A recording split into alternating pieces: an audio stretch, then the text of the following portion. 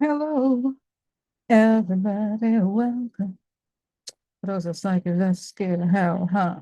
Huh? Everybody, welcome. Those are psychics that scared of hell.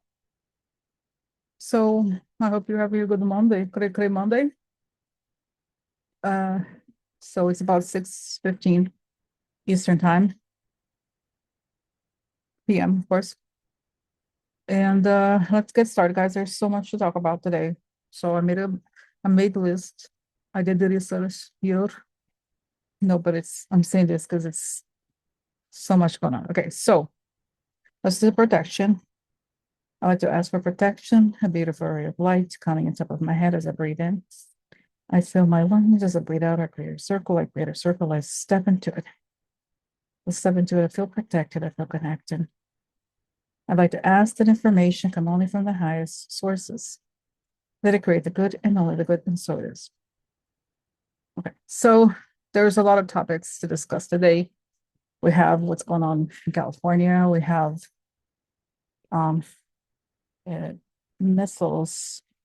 I think some sort of armament that Trump apparently stopped Ukraine from receiving, something that Zelensky himself confirmed.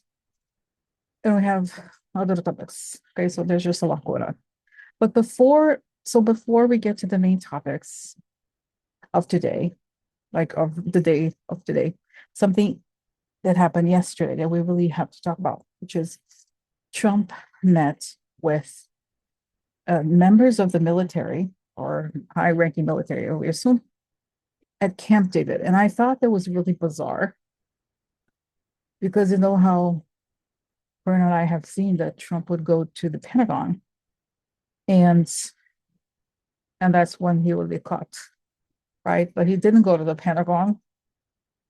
He asked, it's so interesting, right? He asked to meet at Camp David. So let me share here with you the article. Okay, all right. Okay, so this is the article.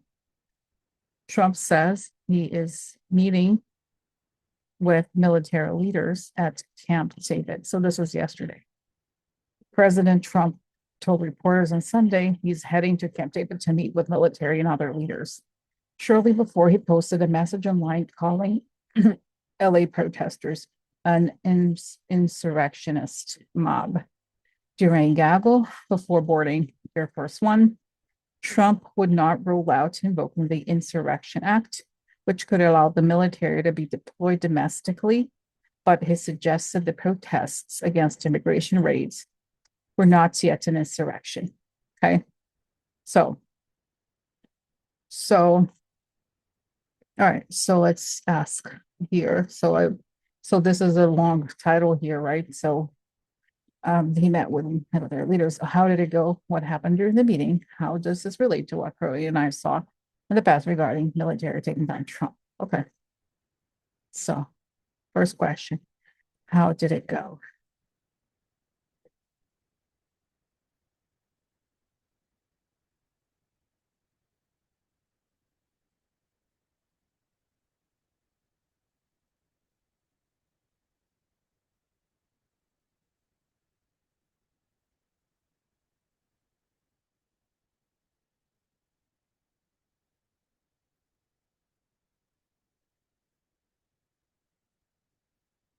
What happened during the meeting?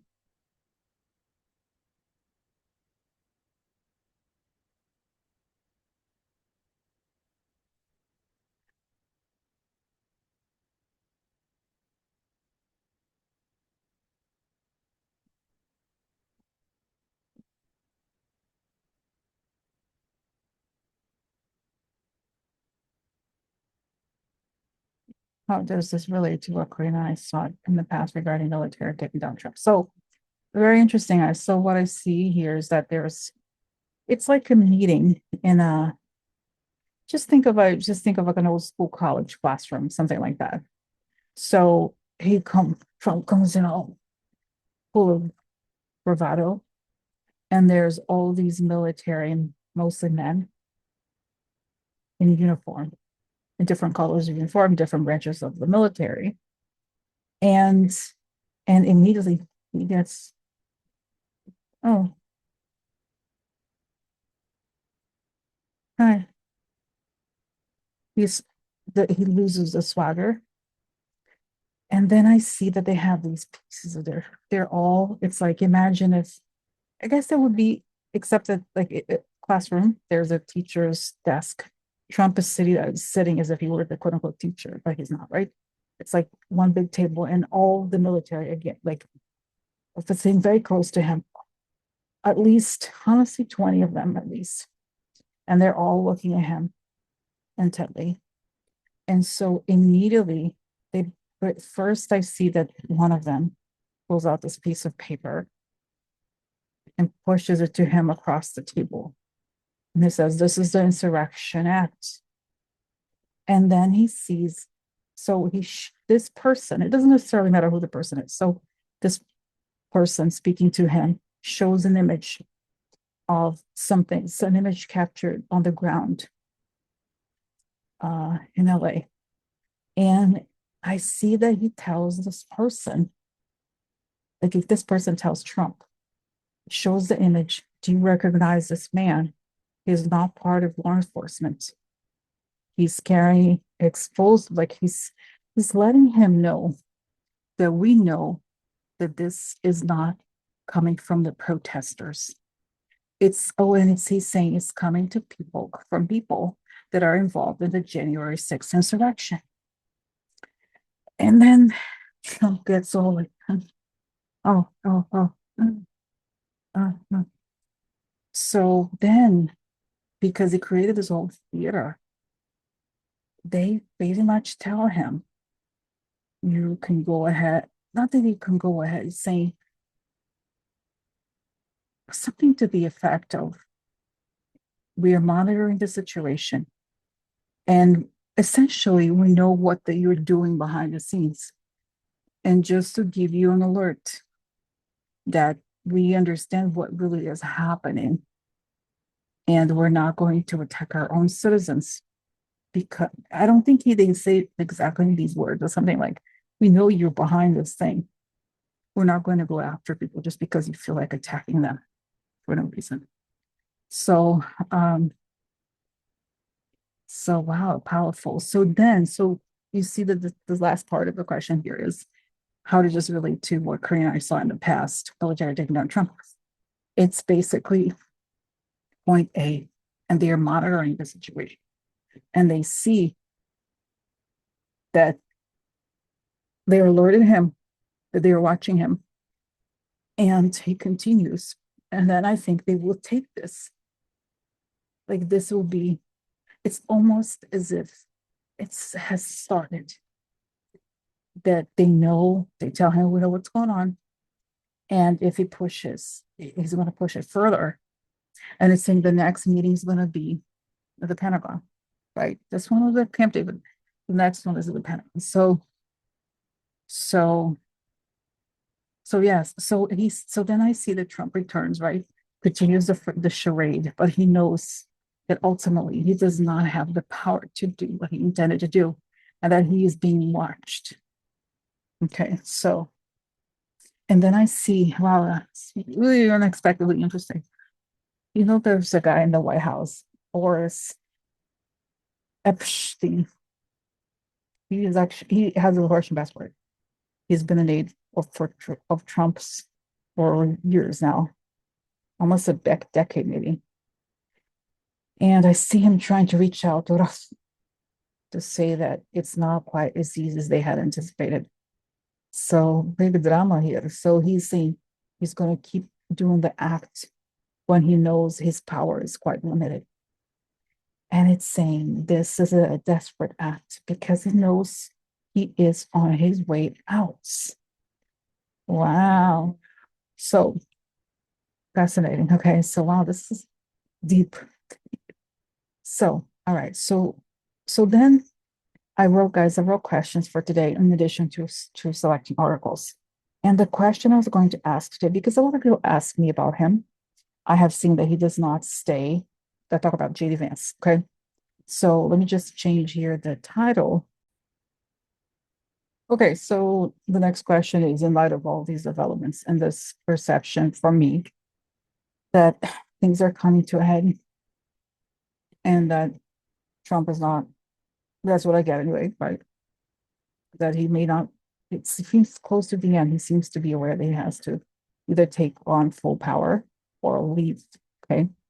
But then the next question is, of course, what is going on with JD Vance? And all of this, I had seen that he ends up resigning like Nixon and Nixon's VP. What is JD Vance thinking and plotting right now? Okay, so what's going on with JD Vance?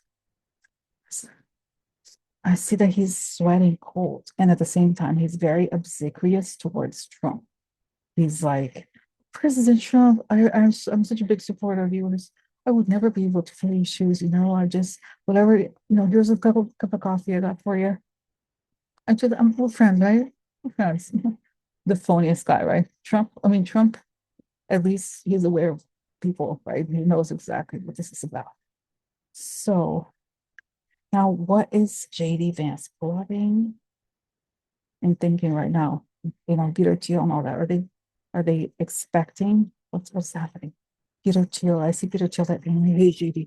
Shh,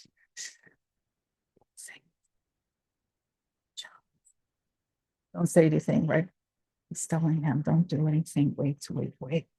And I see, interesting, I see that somehow Peter Thiel is waiting, he's looking at Lavrov, waiting for a signal, but he's not getting the signal he wanted from Lavrov. So he's sort of like a little bit lost, doesn't know what to do. And I see that JD Vance himself is basically waiting for instructions. He doesn't really make decisions on his own. He's very much a puppet. So, okay, so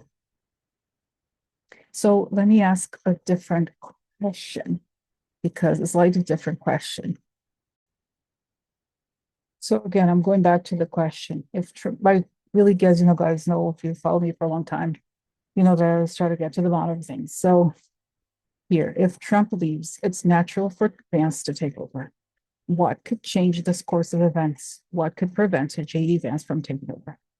And I want to tell you guys that as I was writing down this question, I already got some answers. So I see first actually Kamala, and again the image of Musk talking to Kamala, and I see this.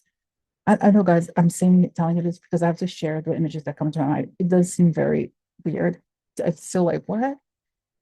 How could that even happen? So then Musk goes to her, shares the story. She records him telling her that because she's a prosecutor, right? And basically it's a confession. And now that she has the confession, she can go, does it make sense? She can, in fact, then move and say, hello, JD. This is Kamala Harris. How are you today? Enjoying your couch? Well, I have a tape for you. Like, this is your friend Elon. You know what he just said? That you were involved in this whole plot, this massive treasonous conspiracy. But there's something you can do. We can give you a way out, which is to resign. And you will not be prosecuted for this particular crime, but you're going to have to share everything you know with us. Okay? So this makes sense. But again, guys, it sounds so crazy to me, honestly. And I guess we're saying the words, it's not. The situation is crazy because I see that again, Elon Musk considers his options. He feels that if he accepts Putin's offers, he's going to die in Russia and or lose all his money, right? And then, he feels very threatened by Trump. For some reason, he thinks that Trump could do whatever to get rid of him. And in his mind, at least the Democrats and Kamala are reasonable people. At least they will be able to protect me. And I will have a better fate than if I were to continue on this path. So that's what I see. Okay, so that's wow, interesting. Guys, it's so interesting, right? You never know what's gonna come when I start recording. All right, so let's go to this is enough for just today. But let's go address today's topics, continuing. So now we're going back to the article that I was going to start today's broadcast with before I went on to discuss the Camp David conversation with the military. And so here is, okay, here is somebody from The Guardian, right? So here it is. Okay. Share this with you. One second. So Pentagon to temporarily deploy about 700 Marines to Los Angeles. Despite comments made by Donald Trump just now, the US military is set to temporarily deploy about 700 Marines to LA while additional National Guard troops arrive in the city, a US official has told Reuters. The official, speaking of the condition of anonymity, said a battalion will be sent, but for now, the Insurrection Act is not expected to be invoked. Okay. The official added that the situation was fluid and could change. Okay, so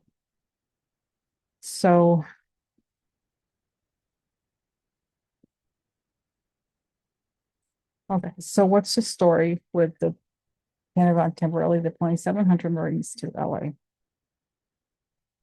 It's saying that there's a lot happening behind the scenes. The military told them no. And so it's really disputed. And I get the impression that this came from a Trump administration, pro-Trump person, but that's not what the military agreed on. So he's already defined the military, I feel like. Okay. Oh, and I have something to tell guys, this has been in my mind. As you know, I see so much. I get so many, I go online, I find so many different sources. And I saw something that I don't remember where. It's not secret or anything, but it's this footage. This is what I remember. It wasn't a million. I was now almost every day. I listen to, no, all these military channels about Ukraine explaining what bases were hit by, in Russia were destroyed and such. This one particular channel, I think it was David, is that right? Davidov, I think it's Davidov, the name. And he showed the footage of people, like, it was like this footage was clearly taken from a helicopter of some sort. And there were these people transporting what were chemical materials. In other words, probably explosives, right? Why would law enforcement, like, doesn't make sense. So it's coming back to me here that this is the thing that I said before. Remember that when he met with military, that Trump met with military in Camp David. This is the first thing I discussed today. That they showed him a picture. I think it could be related to that they recognize that these people are not protesters. They're in fact Trump-related figures, Trump world thugs. So they know that, and that this is related. And remember, guys, yesterday I also said that there would be an operation. There would be that the governor of California would catch people in the act. And this would be gravely embarrassing for Trump. So this is part of it. Okay. All right. So let's go to the next. Okay. Okay. So now I'm going to something I posted on under my posts on YouTube. And it's an article by an online website I had never heard of called The Daily Boulder. So I posted this article. The article is not honestly saying anything that we don't already know. It's talking about it's discussing the smart elections lawsuit and the recount in Rockland County. And something remarkable, right? That so this area, Gillibrand, the Democratic senator, got something like 79% of the votes, and Kamala had 0 votes for president. That's impossible, right? So just on that alone, it doesn't make any sense, right? So this is what they're investigating. Now, I want to show you this because I want to then go to a very simple comment. Someone asked a question that they asked.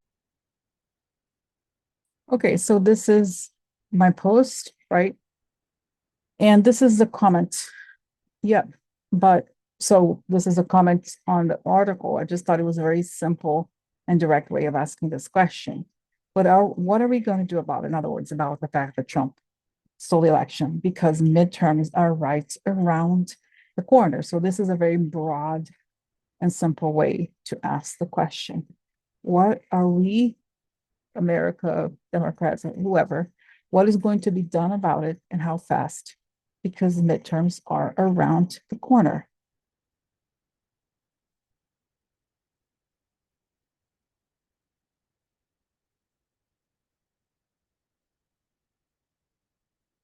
Oh,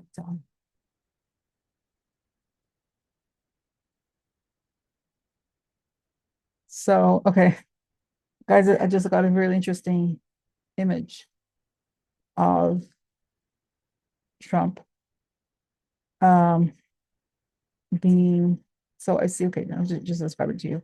I see fireworks, and it's July 4th fireworks.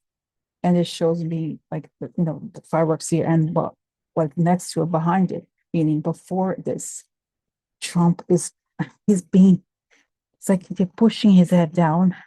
And then I see the military with like flashlights looking, and then pushing his head down to leave. So make me sure. So what I understand and I see this image to me is that the military look to remove him by July 4th. Like, this makes sense. Just some sort of date. I don't think it's necessarily about July 4th. Oh no, it's no, Rosie, it is. They're correcting me. It is because it's the Independence Day. That's right. Constitution, remember? I say, Rosie, you should know better. You took the tour. You went all around Lower Manhattan, learning about the facts of the Constitution and the Declaration of Independence. You should know better. You should know better than this, Rosie. Wow. So that's it. So wow, guys, today, whoa. Okay, can I tell you, today, I got the impression they said, Rosie, this is going to be a big one today. But, what do I know? Just, for the research or whatever. So all this stuff, saying, no, Rosie, just, you're like a speaker phone, no, a speaker for us, meaning like the, amplifier. We're just going to come through. I know you're going to talk about some things. Just come through and say things people need to know. So, wow, guys. So, bam, bam. So let me just make a note here. So we know, okay? When you know, you know. When you know, you know. Signed, George Washington. When you know, you know. Okay. So I wrote down, right, just a summary of what I just saw because, guys, I'm actually enjoying this format because as you know, I am very creative, right brain, but also very analytical. So, and sometimes, and I do have some ideas, but this is very helpful for me to keep track of what I'm talking about. And also so that I can look back, I can very easily scroll through the video and mark the timestamps, right?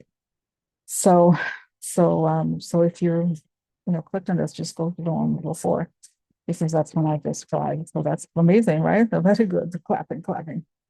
Wow. Interesting. So, all right, so let's pause. Oh, it's interesting. I guess I can say this. So my parents might come to the US. They're thinking, and they told me that my parents may have to wait because of maybe delayed some travel, something like that. But we'll see. Okay, so just share this. All right, it's interesting. Let's go to the next subject. Very intense, very intense.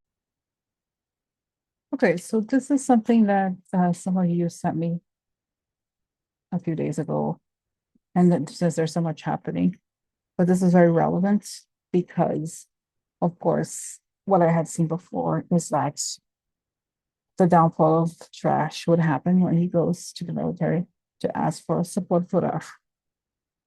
And some of you thought this, what if he may have given this to Russia? So I don't think that apparently the excuse was they're going to send it to the Middle East, which is also possible. But clearly, no matter what they do with this, it's very obvious what they're doing. They're trying to harm Ukraine, right? And because was listening to, like I said, now I listen to all these military channels, and they said, it's all, oh, that's right. So this is not just the people saying this, but this was discussed in several military channels. So they said something like that these anti-drone missiles was what Ukraine would use to stop those Iranian drones that were used to bomb, some of them to bomb Ukraine, to have to do things to people in Ukraine. So, and if you think about it, guys, this is how people die. Like, Ukraine has been extremely successful in these attacks that are military attacks, right? They attack factories, they attack uh, these airplanes. They don't go to civilian areas to kill people. They avoid, right? They're doing the right thing. They're attacking legitimate military targets, whereas Russia basically almost indiscriminately just hits people. It's terror, campaign of terror. So you go to the next sense as a consequence, people die because of this. Okay. So let's see. Let me actually now share the article.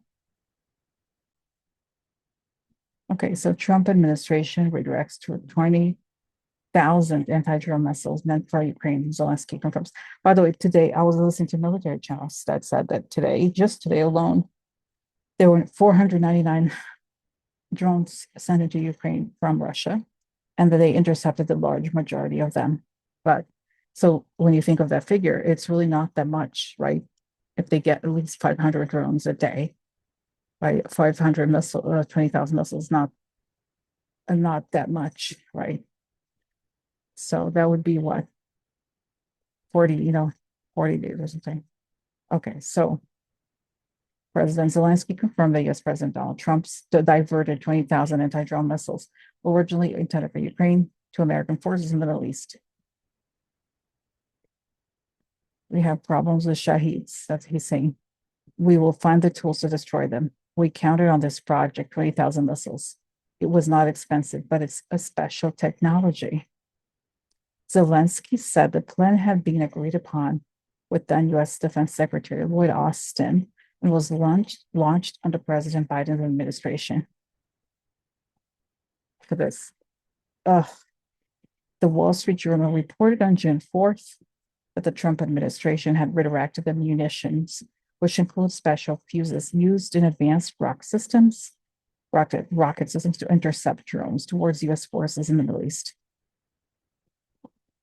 The Pentagon reportedly informed Congress in a classified message that the relocation of the fuses for the Advanced Precision Kill Weapon System was deemed an urgent issue by current Defense Secretary Hegseth.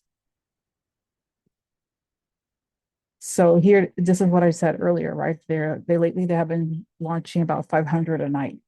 So here's a Ukrainian military intelligence source told the Kyiv Independence on June 4th that Russia is preparing to launch more than 500 long-range drones per night and future attacks as Moscow rapidly scales up drone production and constructs new launch sites.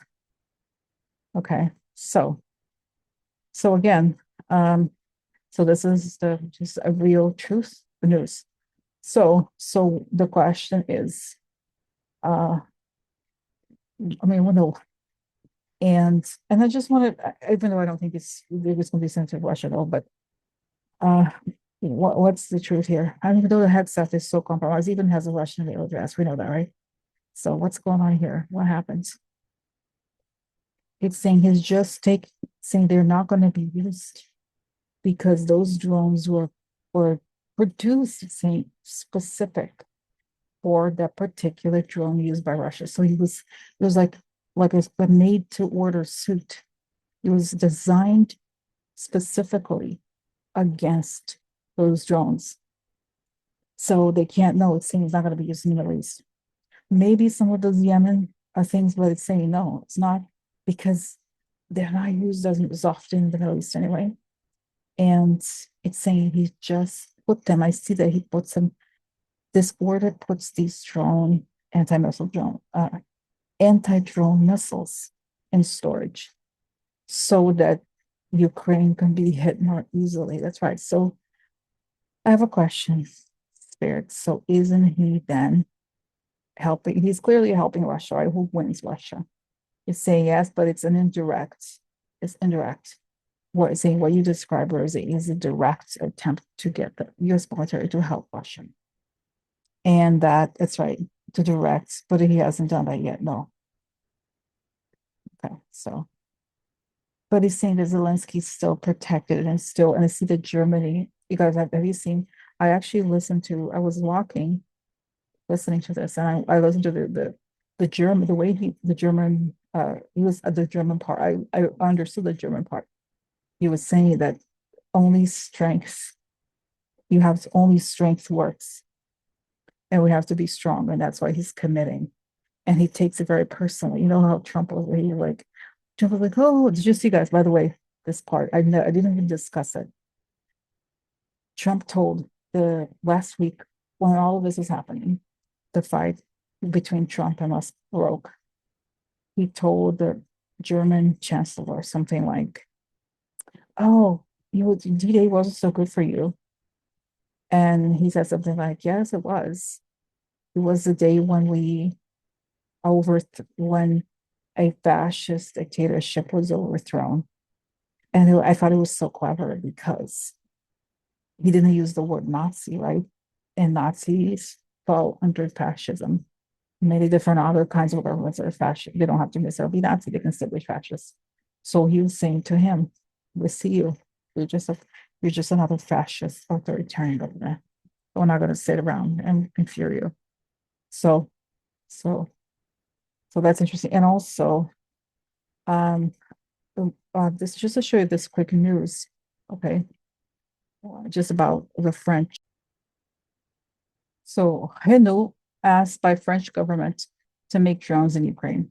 Paris approaches car maker and defense businesses with plan to establish completely unprecedented partnership. So, guys, what does this remind you of? Wars, war times, right? So Macron is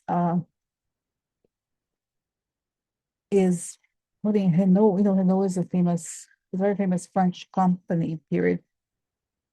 It's one of the, I think, the biggest companies in France. It's also a car company. But the fact that Macron went to them and said, let's make these drones in Ukraine, think about the mess. It's like they're essentially acting as if they're at war because they're not going to let Ukraine lose. That's beautiful, honestly. So I see, guys, I see that there is even Pope, interesting, Pope Francis. He's like, it's going to be okay. The good will win. Okay. So it's, war is always terrible, but again, we have with the evil Luciferian creature Putin. He doesn't respect anything. He doesn't listen. The only thing that works for him is to get rid of them. So, so, so that's it. So, all right. So that was an intense today. Huh? Very interesting. So thank you for watching, and I'll see you tomorrow. Bye.